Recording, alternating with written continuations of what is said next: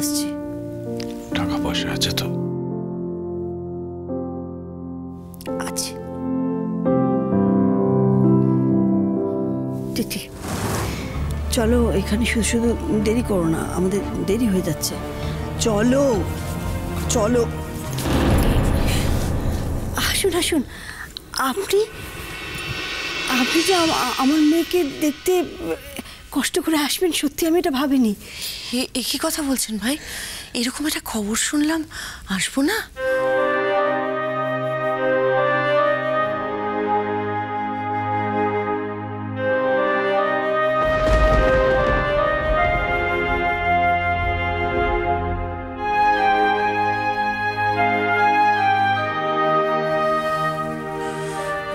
মেঘলা এখন কেমন আছে দাদা? নিচে আমার ছেলের সঙ্গে অবশ্য দেখা করে এলাম আসার সময়, ও বলল যে ওপরে আসছে। ভালো তো সবই শুনেছেন। ওই আজকের দিনটা অবজারভেশনে রাখবে, কালকে তারপর ডিসিশন নেবে। ও তো ঘুমোচ্ছে মনে হচ্ছে। আমরা যে কথা বলছি অসুবিধা হবে না? আমরা বরং বাইরে। এমন কিছু জোরে তো কথা বলছি না আমরা।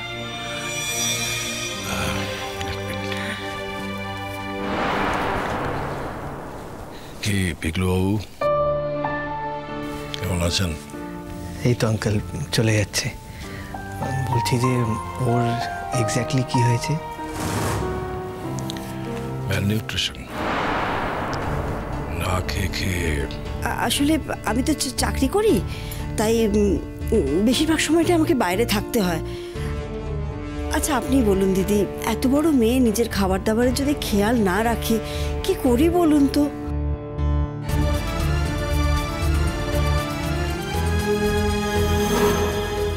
জল বাবি।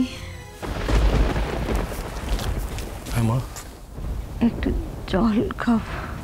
হ্যাঁ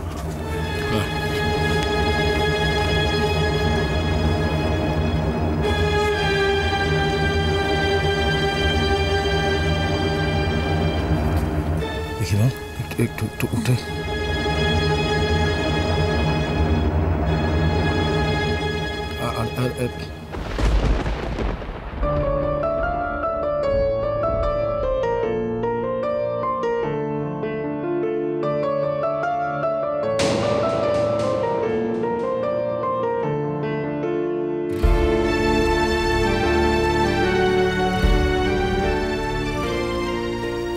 এখন কেমন ফিল করছো?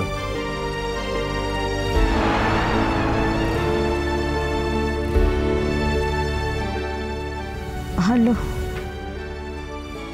এই একটা মেয়ে, বুঝলে পিকলু, কখনো ভালো ছাড়া খারাপ আছি এটা শুনতে পাবে না।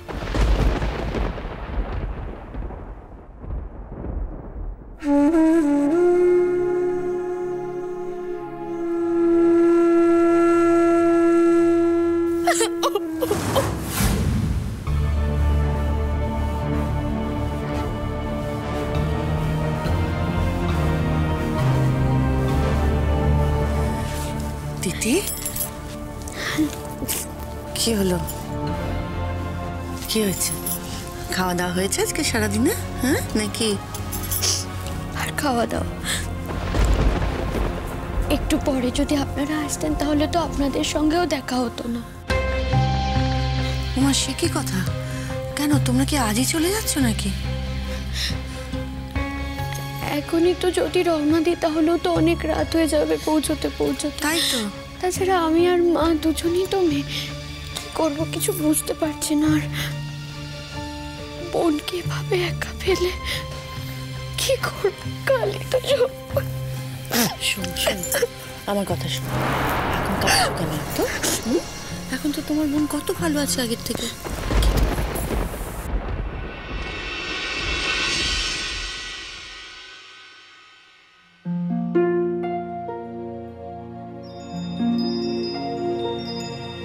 তিনটে নদীর একটা গল্প,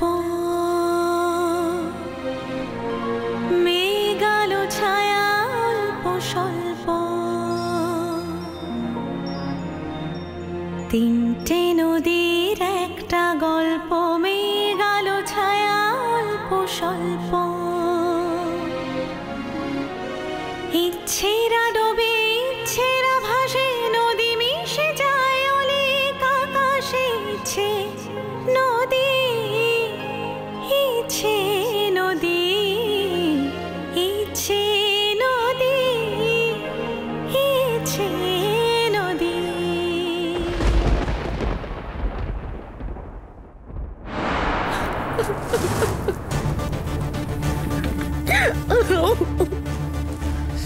কেঁদো না, সব ঠিক হয়ে যাবে। দেখো বোন সুস্থ। আসলে ওরা তো পিঠোপিঠি, দুই বোন একসাথেই বড় হয়েছে, তাই দিদিমা চলো মা, এবার চলো, দেরি হয়ে যাচ্ছে, চলো। কোথায় যাবেন? ও ও ভালো কথা দিদি, আমার ছোট দেওর এসছে আজকে আমাদের সঙ্গে। হ্যাঁ, ওই নিচে গুরুজির সঙ্গে আলাপ হলো, ওনার সঙ্গে জমে গেছে, মানে গান বাজনার খুব ভক্ত আর কি। একটু পরে ওপরে আসবে। তা ও কিন্তু বারবার বলে দিয়েছে আপনাদের নিয়ে একবার রেস্টুরেন্টে যেতে। এই ভেতরেই রেস্টুরেন্ট, কোনো অসুবিধা হবে না। মানে তাতান তো আছে এখানে, তাতান খানিকক্ষণ মেঘলার কাছে বসুক, আপনারা চলুন একটু চাটা খেয়ে আসবেন। চলুন, আসুন দাদা। না আন্টি না,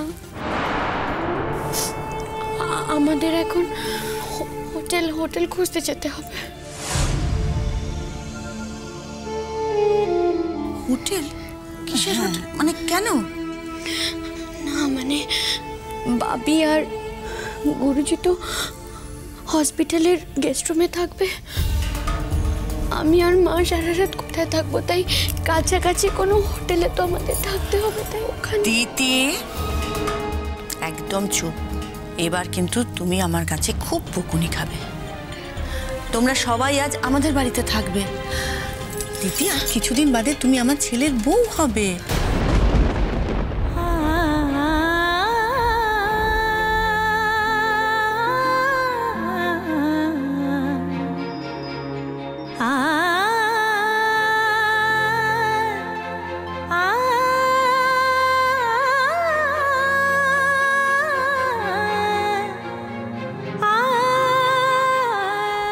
আঙ্কেল একটু থার্মোমিটারটা দেবেন ওখান থেকে প্লিজ। হ্যাঁ হ্যাঁ,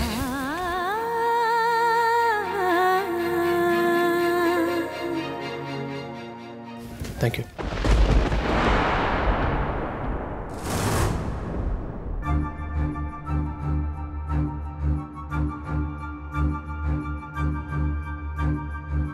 আচ্ছা দিদি, এটা আপনারা কি করে ভাবলেন? আপনারা আমাদের কুটুম হচ্ছেন, আপনারা কলকাতায় এসে হোটেলে উঠবেন, এটা ভাবলেন কি করে? শুনেছিস পিকলু কি বলছেন দিদি? দাদা আমি কিন্তু কোনো কথা শুনবো না। আজ আপনাদের সবাইকে আমাদের বাড়িতে যেতে হবে, এটা আমাদের রিকোয়েস্ট দাদা। মানে ওটুকু অ্যারেঞ্জমেন্ট আমরা করতে পারবো। হ্যাঁ আঙ্কেল। না সেটা আমি জানি, কিন্তু আমি এই হসপিটাল প্রেমিসেস ছেড়ে কোথাও যেতে চাইছি না। ভাবি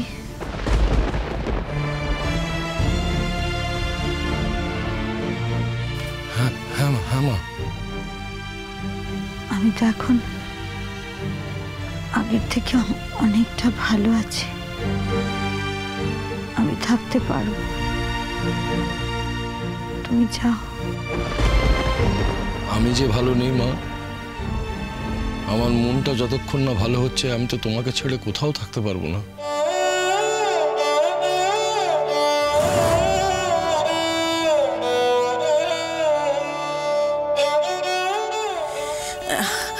আচ্ছা দিদি, এটা না আমি কি বলছি শুনুন না, বলছি থাকাতেই সবে শুরু হলো, এবার কত সুযোগ আসবে, এবারটা ছেড়ে দিন দিদি। এই কাছাকাছি কোনো হোটেলেই আমি পারবো।